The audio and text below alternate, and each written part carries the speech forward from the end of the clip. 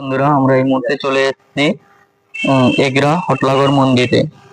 আমরা প্রথমে চলে এসেছি। তো এখানে প্রথমে যে মন্দিরটা দেখতে পাচ্ছ, এটা হচ্ছে নাট মন্দির। স্বয়ং ভগবানের এটা এখানে আছেন। আচ্ছা, তারপরে আছে বিষ্ণু মন্দির, তারপরেই আছে শিব ঠাকুরের মন্দির, শিবালয় মন্দির।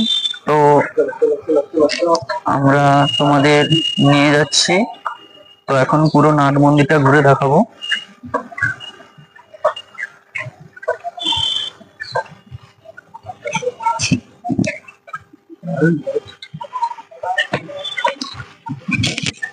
তো তোমাদের প্রথম দেখাবো ওই নাট মন্দিরে, চারপাশটা দেখাবো। এখানে সব জ্যান্ত শিলা আছে, শিলাগুলোও দেখাবো তোমাদের। শিলার মূর্তিগুলো আছে,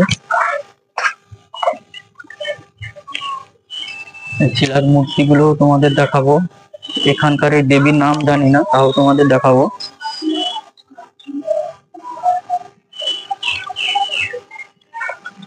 তো তার সামনেই আছে নন্দী মহারাজ।